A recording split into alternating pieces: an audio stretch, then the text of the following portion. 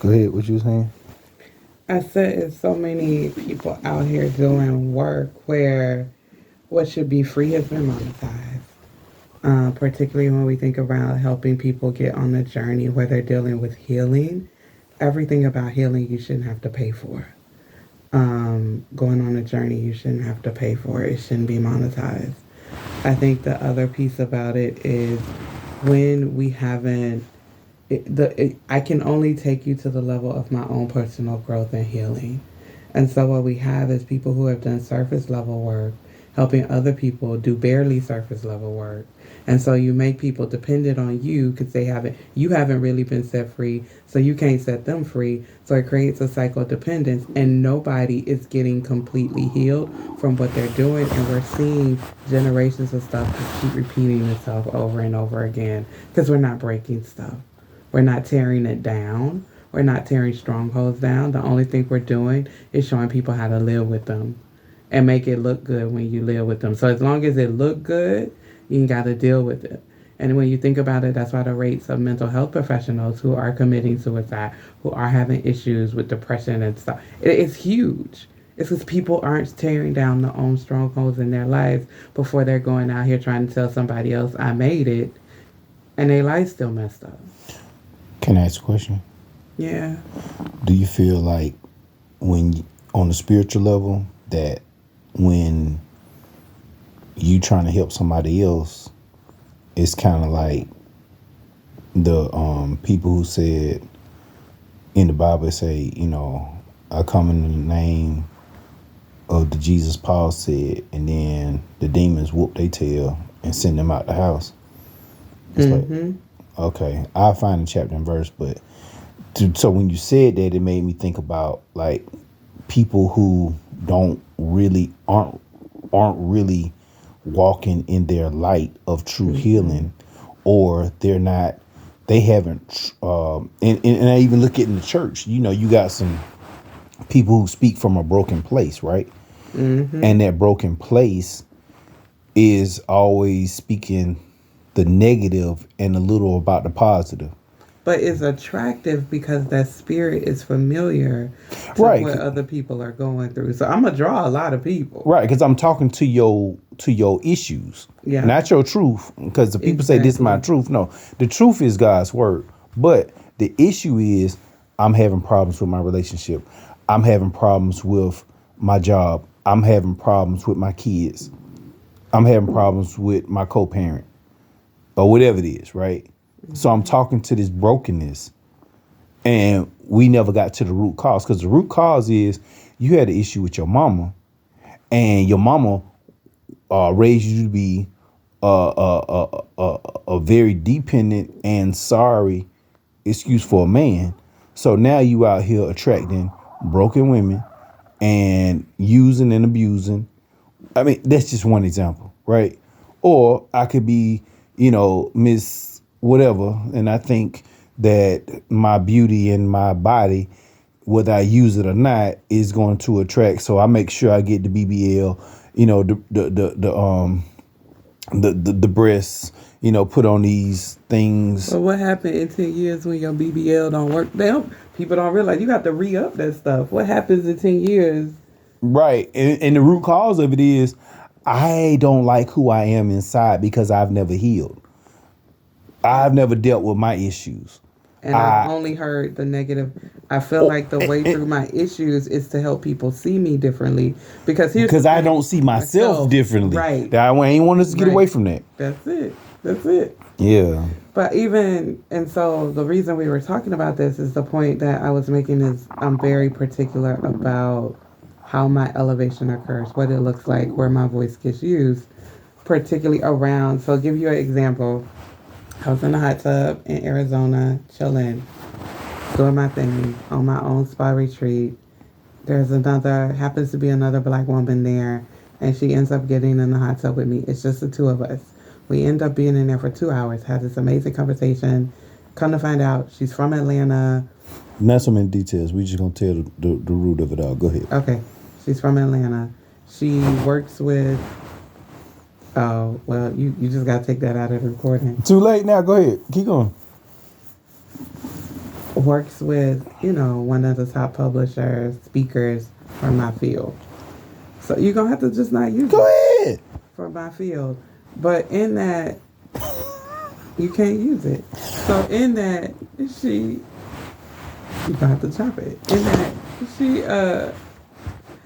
In that, I got to get this out. In that, it was as if she says, oh my God, there's so many similarities, so much synergy. Your voice, your presence, what you bring. Oh my God, I feel like I need to help you get your voice out. Like I feel like this meeting, this interaction, it was for that reason. So then we have dinner that evening, and instead of staying in the spirit, right? Like, oh, the Lord sent us to meet in this reason for a reason. We need to stay in contact to figure out what this is supposed to be. It went to, okay, how are you? And I call it, how are you going to prostitute yourself on social media? You need people to see. You got to do this, got to do da da da da da da da da. And I was like, but this wasn't, my spirit was like, this is not why God ordained for us to meet at a retreat where we're getting away from all of that. Right? Like, So she really wasn't away from it all. that's the piece. Right. So for me, it became Work and not a retreat. while I could attach myself, and this would be great, a lot of money there, all of this, could attach myself to that. That is not the way God wants to elevate me.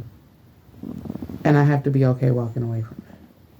So inner peace. So this is kind of what I heard. Inner peace is knowing what is for you and what is not for you, and not allowing the spirit of mammon or money or things to rule you when, number one, you're on a retreat to restore, get away from the day-to-day, to disconnect. And sometimes energies, and I ain't gonna say people, but energies are sent to try and distract you from being on track with your inner peace of disconnecting. And just full circle, the whole temptation to, oh, you can make money doing this. But that's the whole theme of people today. Oh, you can make money doing this. Versus you can help people heal doing this. And get your voice out to people that you can help them in the way that you helped me while we were sitting in the hot tub. You know what I'm saying? So it's that piece for me. So do you feel like part of some mental health issues with people are just being so money motivated? I'm not even gonna say business minded, just being so money motivated. Yeah. Let's play with that a little bit. What does that look like? It's not the money motivation that kills people, right? It's that, so I'll use this analogy. My grandmother had a house that you could see through the floor for a long time before my granddad was able to get remodeled. When you say see through the floor, you mean there's gaps. The gaps in the floorboards let you see the ground up under the house. Yes. Which is not a basement, which is kind of like a crawl space because the house is up on bricks. Yes. I just want to make sure because everybody don't understand what that is. Yes. And so when you look at that and you think about that, and yet that was the place that, if I tell you, my brother and I got the best sleep we ever had, being heated up under heated blankets, the most love. Get up in the morning, you got this hot breakfast. We always wanted to go to grandma's house. As a kid? Even as adults. Gotcha, okay. My grandmother's house, I think when my grandmother died, I said I lost the place that I had the most peace. And it wasn't, and I've been in $1,200 a night hotels and resorts and Four Seasons, Waldorf Astoria, you name it.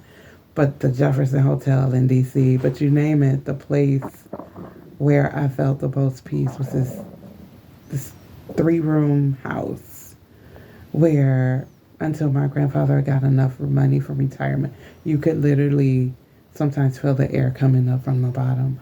But the best sleep, I felt the most love, I felt the most peace, and it wasn't tied to money. So I would say the thing about being driven by money is that we do not allow our bodies to rest until we feel like we've obtained a certain place or a certain way of being. It constantly puts us in a place that we're searching for something better instead of having appreciation for where we are. It puts us on a hamster wheel where all we're A doing hamster wheel. I want to make sure that was clear. Go ahead. a hamster wheel where all we're doing, if I'm honest, is trying to achieve what the white man told us we're supposed to achieve versus having peace and creating a life of fulfillment with what is within our control and what we have. I deal with people everything, and you think nothing's never enough. Now it's true. I'm not gonna lie. Poverty. I heard this quote, and I can't think of who it is. It says, "Poverty charges interest." You Ooh. don't have money to get your teeth done, to go get your cleanings, you pay for cavities later. You don't have money for a good mattress, you pay for backache and pains later. You don't have money to do this, poverty charges interest. That sounds like Myron Goldwyn. Go ahead. Poverty charges interest. And so that is true. And so sometimes we don't even recognize the difference between I have enough and I'm in poverty. And so we just keep going. And the thing is, we've allowed poverty be defined as lack of things versus lack of love. The true poverty is lack of love, which could transcend any socioeconomic status. And I would like to insert a thought. I think Bishop Bronner said this. He said, sometimes people lose their health chasing wealth and then spend all their wealth trying to regain their health. Mm-hmm. And on your deathbed, you looking back on your life and all you can see is what you could have, should have did with those that you say mattered, but you showed did not matter.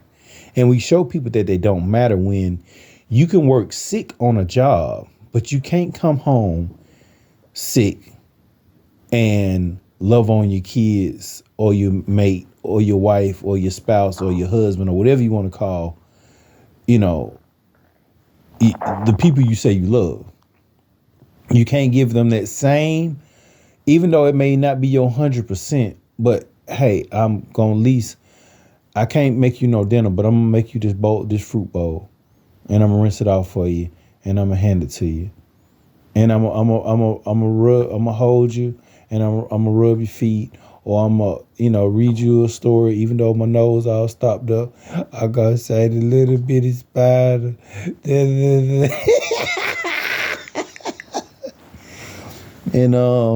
so I mean, but these are the things we do, which creates the poverty of love.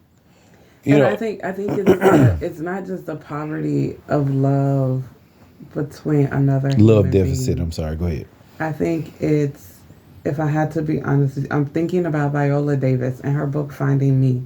Viola Davis talks about what it means to grow up poor. She talks about having rats that crawled on her, not being able to sleep. But in it, if you really interrogate it, Finding Me, Viola Davis is really hones in on the piece that she's like, look, I thought finding me was not going back to poverty, to the place where we have food. My stomach was hungry. I ain't have running water. I would go to school. People would talk about how I smelled. She lays out what it means to really be in poverty. Right. And to have conditions where you just never imagined you would be in. And she says, I thought finding me was getting up out of that, and I realized finding me was actually internally shedding that kid version of myself that was emotionally unhealthy because of the situation, because of the poverty I had experienced. And I could stop running. I could stop running from my past. I could embrace that little girl. I could be proud of my past. I could honor it. And now I'm finally free and able to enjoy what I have in the present.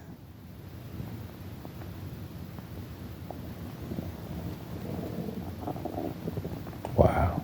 See, you can't just get up out of a situation and say, I no longer look around me and things look different, so it's no longer having an effect on me. We have to deal with those intangible things, the emotional things that came to us in that places. And if we're honest with you, the thing you really have to deal with is when you're experiencing that. I have to deal with the identities, both good and bad, that being in that situation put on me, and what it cost me to experience having that identity. Right. And I have to decide, am I going to keep living from that identity, or am I going to let it go? And part of letting it go is forgiveness. Part of that letting it go is letting go of the past, stop remembering. Sometimes we just keep looking backwards on what was, what should have been, what could have been, and we never forgave ourselves. And forgive means to start wishing evil upon or wishing vengeance on. And when I say forgive ourselves, we torture ourselves by saying I could have did better on this over and over and over again. I wasn't good enough for this situation, this purpose, this job, this whatever. And to renew our mind or to renew our identity, we have to learn we are created in the image of God. We have, as being human beings, we have the right to err, and that's okay. But it's not okay to keep erring with the same mistake over and over again. It's foolish. So at some point, we have to find higher values and look above to what God says about us. And even to just what some, and if you don't believe in God, even to what some positive identifications are, such as I am a healthy person. Even if you just have to make confessions over it, I am better. I am a good person. I am eating right. I am drinking more water. I am feeling better. I am.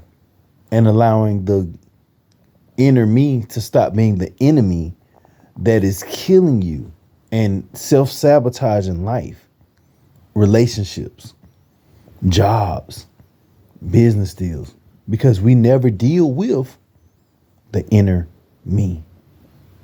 So, any closing comments? We got about a minute. Well, we got about 20 seconds left on this recording.